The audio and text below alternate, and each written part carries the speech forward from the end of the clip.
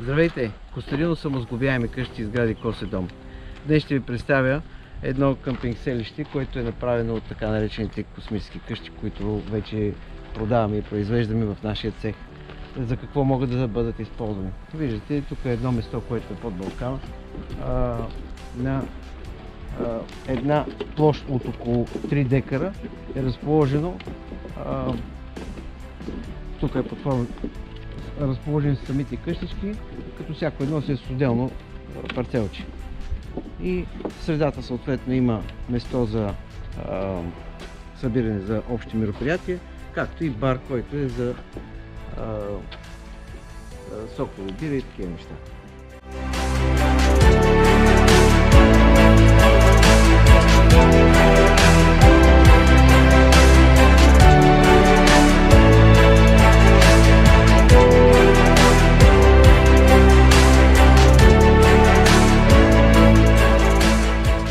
Какво представлява самото селище? Тук е съставено от около 20 на такива къщи, които в другите видеа показват какво представляват отвътре, какви са им екстрите и смарт функциите, които имат.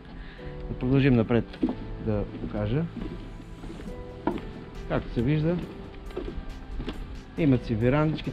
Това е от тези по-малките, които са те 9, които се водиха, които са с една спалня и с баня и туалет.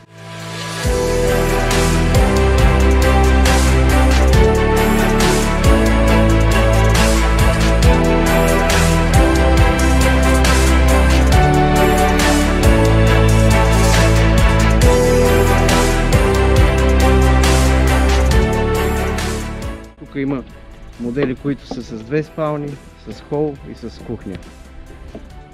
Тоест има пак разнообразие.